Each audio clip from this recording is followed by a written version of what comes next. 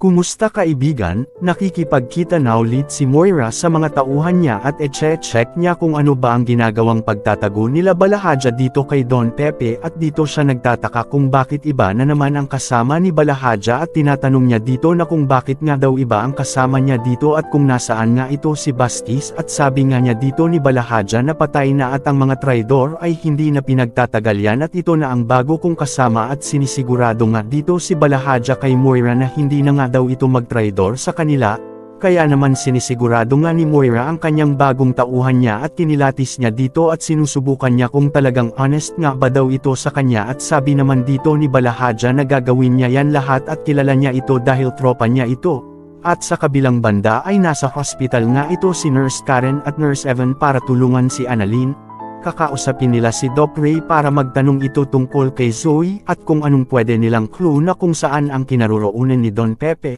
At dito magugulat si Doc Ray at sabi nga niya na nawawala pala si Don Pepe at sabi pa nga niya dito na alam na ba ito ni RJ at bakit nga daw ito hinahanap nila ito si Zoe. At dahil isa rin chismoso si Doc Ken ay makikita niya sila Nurse Karen at magkikibalita ito dahil nga naririnig niya ang pangalan ni Zoe.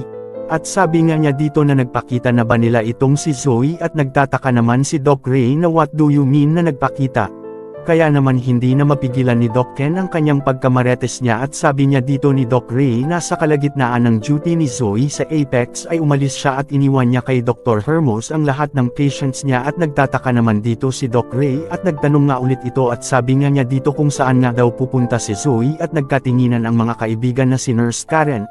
Evan at Doc Yola at dito sinabi dito ni Nurse Evan na pinaghihinalaan nga ni Annalyn si Zoe na may kinalaman nga ito sa pagkawala ni Don Pepe at dito naman nagsalita si Nurse Karen na sa mga oras na nawala si Zoe sa hospital ay yan din ang oras na nawala rin ito si Don Pepe at sabi pa nga niya dito na maaring tinulungan ni Zoe ang mommy niya kaya nawala ito bigla sa Apex. Tinatago nila si Don Pepe at napaisip ng malalim si Doc Ray at sinabi niya dito na tika sandali mabigat na suspecha yan at bago pa tayo maghaka-haka ay kailangan muna nating mapatunayan ang mga bagay na yan at nagtataka lang si Doc Ray na kung sa kailang makipagtulungan si Zoe sa mommy ano ba ang dahilan kung bakit nila tinago ito si Don Pepe at dito nga nagkatinginan ang mga kaibigan ni Annalyn dahil hindi nila alam pareho at bakit naman daw ito gagawin ni Zoe. Samantala nagkawentuhan sila Tiyang Susan at si Joe sa kasama si Lynette sa bahay nila ni Carlos at napansin kasi nila na pagod si Lynette at marami pang liligpitan. Nag-volunteer sila na muna ang maglilinis ng mga ligpitan at baka pwedeng doon din sila makitulog dahil sa dami ay aabutin sila ng madaling araw sa paglilinis at hindi makasagot si Lynette agad at sabi niya na huwag na po at kaya na daw niya lahat pero mapilit itong si Aling Susan na bagong kasal kayo ni Carlos dapat magre-relax lang itong si Lynette at sabi pa nga ni Aling Susan na kung gusto mo tawagan mo na lang si Carlos at sabihin mo na dito muna kami hanggat hindi pa matapos ang ligpitan at sabi pa dito ni Aling Susan na huwag ka munang magkikilos Lynette at asikasuhin muna si Carlos kaya naman walang magawa si Lynette at napangiti na lang ito. Sa kabilang banda naman ay nabalitaan ni Doc Carlos na wala si Annalyn sa Eastridge at nasa Apex si Annalyn para makahanap ng ebidensya na kung totoong wala nga bang kinalaman itong si Zoe sa pagkawala ng lolo niya at nagagalit nga itong si Carlos kay Annalyn at nag-alala si